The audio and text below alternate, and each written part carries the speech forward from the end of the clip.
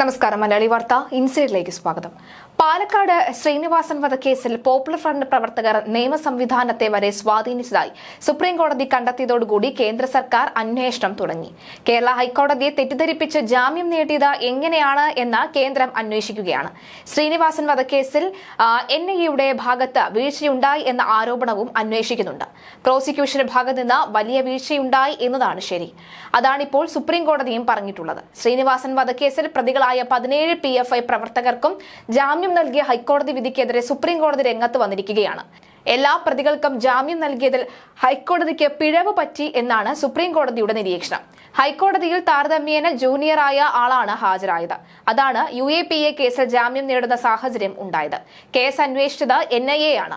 അതാകട്ടെ കേന്ദ്ര സർക്കാരിന്റെ കീഴിലുള്ള അന്വേഷണ ഏജൻസിയാണ്. കേരളത്തിൽ കേസ് നടത്തുന്ന വേളയിൽ നടന്ന ഗുരുതരമായ വീഴ്ചയും ഉണ്ടായി. അതൊരു വീഴ്ചയാണോ ആസൂത്രിതമായി നടത്തിയതാണോ എന്ന് സംശയത്തിലാക്കിയിരിക്കുകയാണ് കേന്ദ്രം. ഹൈക്കോടതിയിൽ നിന്നും പ്രതികൾക്ക് ജാമ്യം ലഭിച്ചപ്പോൾ തന്നെ സംശയം ഉണ്ടായതാണ്. എന്നാൽ അന്വേഷണം കാര്യമായി നടന്നിട്ടില്ല.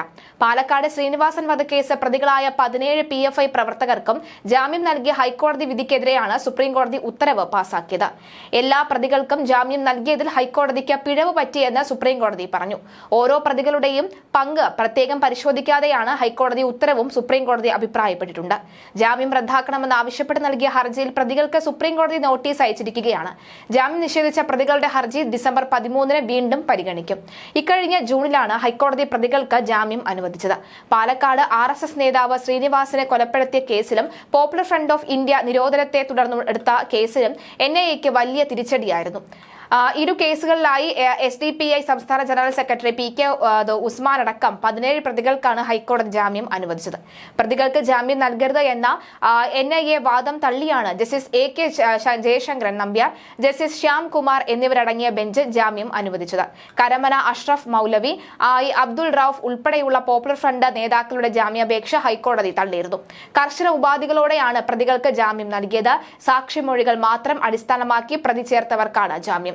ശ്രീനിവാസൻ വധക്കേസിൽ 9 പ്രതികൾക്കും PFI നിരോധനവുമായി ബന്ധപ്പെട്ട കേസിൽ 8 പ്രതികൾക്കുമാണ് ജാമ്യം അനുവദിച്ചത്. സാദിഖ് അഹമ്മദ്, ഷിഹാദ് മുജാബ്, നെജിമോൻ, അതുപോലെ തന്നെ സൈനുദ്ദീൻ, PK ഉസ്മാൻ, CT സുലൈമാൻ,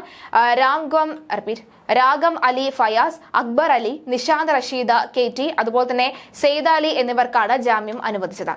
പ്രതികൾ സംസ്ഥാനം വിട്ടുപോകരുത്, പാസ്പോർട്ട് ഹാജരാക്കണം, ജാമ്യം ലഭിച്ച പ്രതികൾക്ക് ഒരു മൊബൈൽ നമ്പർ മാത്രമേ ഉപയോഗിക്കാവൂ എന്നിങ്ങനെയാണ് ജാമ്യ വ്യവസ്ഥകൾ. മൊബൈൽ ഫോണിലെ GPS പ്രവർത്തനക്ഷമമായിരിക്കണമെന്നും നിർദ്ദേശം ഉണ്ട്. ജാമ്യം നിരോധിച്ച കരമന അഷ്റഫ് മൗലവി, അബ്ദുൾ റൌഫ്, അബ്ദുൾ സത്താർ, യഹിയ കോയ തങ്ങൾ തുടങ്ങിയവർക്കെതിരെ പ്രഥമ ദൃഷ്ടിയ തെളിവുകൾ ഉണ്ടെന്നാണ് കോടതിയുടെ കണ്ടെത്തൽ. രാജ്യദ്രോഹ കേസിൽ NIA അറസ്റ്റ് ചെയ്ത പ്രതികളാണ് ജാമ്യാപേക്ഷയുമായി ഹൈക്കോടതിയെ സമീപിച്ചത്. ശ്രീനിവാസനെ ദാരുണമായി കൊലപ്പെടുത്തുകയായിരുന്നു. അന്ന് പിണറായി സർക്കാർ PFIക്ക് ഒപ്പമായിരുന്നു. അതുകൊണ്ട് കൃത്യമായ അന്വേഷണം ഉണ്ടായില്ല. മാത്രവുമല്ല RSS പ്രവർത്തകരെ കൊലപ്പെടുത്താൻ CPMന് പ്രത്യേക താല്പര്യവും ഉണ്ടായിരുന്നു. കേരളത്തിന്റെ ചരിത്രത്തിലെ ആദ്യത്തെ പ്രധാന രാഷ്ട്രീയ കൊലപാതകമായി അറിയപ്പെടുന്ന ഈ വാടിക്കൽ രാമകൃഷ്ണൻ വധക്കേസിൽ പ്രതികളായിരുന്നു മുഖ്യമന്ത്രി പിണറായി വിജയൻ.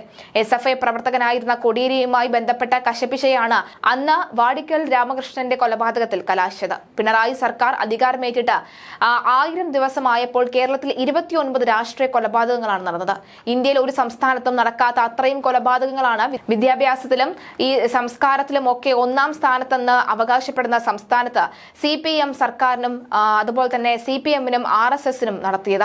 കാസർഗോഡ് യൂത്ത് കോൺഗ്രസ് പ്രവർത്തകനായ കൃപേഷിന്റെയും ശരത്ലാലിന്റെയും ഇരട്ടക്കൊലപാതകം ആസൂത്രിതമായ രാഷ്ട്രീയ കൊലപാതകമാണെന്ന് പോലീസ് FIRൽ തന്നെ വ്യക്തമാക്കിയിരുന്നു. ഇതായിരുന്നു 28-29 കൊലപാതകങ്ങൾ. കോളേജിൽ വെച്ചുണ്ടായ കശപിശ ഒടുവിൽ കലാശിത നിഷ്ഠൂരമായ കൊലപാതകത്തിലാണ്. നിസ്സാരമായ ഒരു തർക്കം എളുപ്പത്തിൽ പറഞ്ഞു തീർക്കാവുന്ന ഒരു പ്രശ്നം. അവിടേക്കാണ് CPM കൊലപാതകത്തിലേക്ക് ചാടി വീണത് എന്ന് വ്യക്തമാകുന്ന സാഹചര്യം ഉണ്ടാവുകയാണ്. CBI അന്വേഷണ സംഘത്തിന് ഏറ്റവും ജോലിഭാരമുള്ള സ്ഥലമാണ് കേരളം.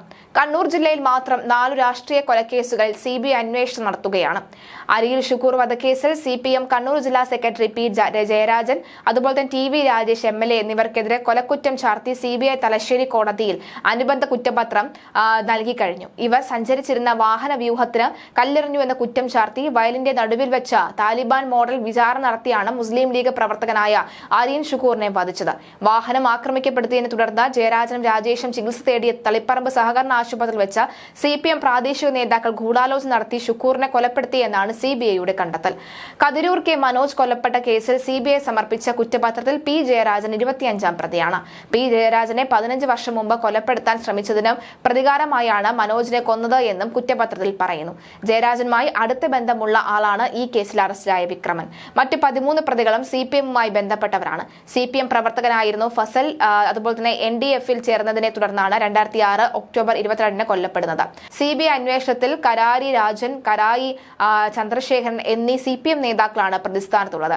കേസ് നിലനിൽക്കുക എന്നത് രാജൻ ജില്ലാ പഞ്ചായത്തിൽ, ചന്ദ്രശേഖരൻ തലശ്ശേരി നഗരസഭയിലും ജനവധി തേടുകയും ചെയ്ത കാര്യമൊക്കെ തന്നെ നമ്മുടെ മുന്നിൽ ഉണ്ട് എന്ന കാര്യത്തിൽ സംശയമില്ല. എന്തായാലും പിണറായി വിജയൻ ചെറുപ്പം മുതൽ തന്നെ ഈ കർക്കശക്കാരനും കടുംപിടുത്തക്കാരനുമായ നേതാവായിരുന്നുവെന്നും SFI പ്രവർത്തകർക്ക് പിണറായി കായിക പരിശീലനം പരസ്യമായി നൽകാറുണ്ടായിരുന്നുവെന്നും പുസ്തകത്തിൽ പറയുന്നുണ്ട്.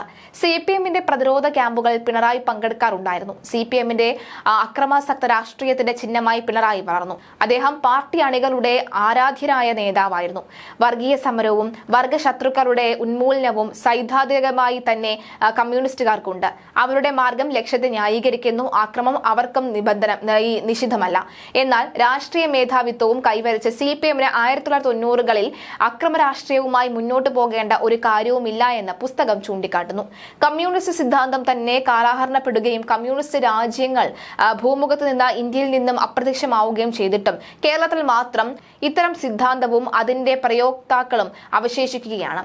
പിണറായി സർക്കാർ അധികാരമേറ്റ ശേഷം മുഖ്യമന്ത്രിയുടെ സ്വന്തം നാടായ പിണറായി പോലും കൊലപാതക രാഷ്ട്രീയം അരങ്ങു തകർക്കുകയാണ്.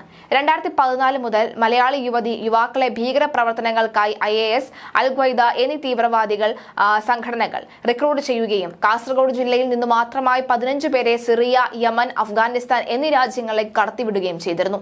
ഈ സംഭവവുമായി ബന്ധപ്പെട്ട 3 പേരെ കേരളത്തിലെ NIA കോടതി ശിക്ഷിച്ചു. ലവ് ജിഹാദിന്റെ മറവിൽ ഹൈന്ദവ ക്രൈസ്തവ യുവാക്കളെ വിവാഹം കഴിച്ച ശേഷം അവരുടെയും സിറിയ ഉൾപ്പെടെയുള്ള തീവ്രവാദ രാജ്യങ്ങളിലേക്ക് കടത്തുന്നതൊക്കെ തന്നെ നമ്മൾ മറക്കാനിടയുള്ള സംഭവ വികാസങ്ങളല്ല. കേരളത്തിലെ ലവ് ജിഹാദ് യാഥാർത്ഥ്യമാണ് എന്ന് വർഷങ്ങളായി ഹൈന്ദവ പ്രസ്ഥാനങ്ങൾ ആവർത്തിച്ചപ്പോഴും അത് അംഗീകരിക്കാൻ കേരളത്തിലെ ഇടതുവലതു മുന്നണി സർക്കാരുകൾ തയ്യാറായില്ല. അഖില, അപർണ, അനുജ, നിമിഷ തുടങ്ങി നിരവധി ഹിന്ദു യുവതികൾ ഈ യാഥാർത്ഥ്യത്തിന്റെ ഇരകളായി നരകയാതന അനുഭവിക്കുന്നവരാണ്. ചേക്കുന്നൂർ മൗലവിയിലൂടെ ഇന്നും തെളിയാത്ത കൊലപാതകം, പ്രൊഫസർ ജോസഫിന്റെ കൈവെട്ട്, അതുപോലെ തന്നെ മലപ്പുറം ജില്ലയിലെ തിയേറ്റർ ഷാപ്പ് കത്തിക്കലുകൾ, കടലുണ്ടി കുമ്മൻകല്ല് പാലത്തിനടിയിൽ നിന്നും കണ്ടെത്തിയ 100 പൈപ്പ് ബോംബുകൾ, വാഗമൺ സിമി ക്യാമ്പ്, അതുപോലെ തന്നെ മാറാട് കലാപം തുടങ്ങി ജിഹാദി പ്രവർത്തനങ്ങൾ നിരവധിയുണ്ട് നമ്മുടെ നാട്ടിൽ. ആലപ്പുഴയിലെ രഞ്ജിത്ത് ശ്രീനിവാസൻ, പാലക്കാട്ടെ ശ്രീനിവാസൻ കൊലപാതകങ്ങളിലും ആലപ്പുഴയിലെ കൊലവിളി മുദ്രാവാക്യം വിളിയിലും വരെ എത്തി നിൽക്കുന്നത് എന്നത് അതിഭീകരമാണ്. ഈ കേസുകളിലെല്ലാം പ്രതിസ്ഥാനത്ത് നിൽക്കുന്നത് popular front of India, SDPI നേതൃത്വങ്ങളാണ് എന്ന കാര്യത്തിലും ആർക്കും ഒരു സംശയവുമില്ല എന്നതാണ്. കോടതിയെ തെറ്റിദ്ധരിപ്പിക്കുക ചെറിയ സംഭവമല്ല, അതും കേരള ഹൈക്കോടതിയെ.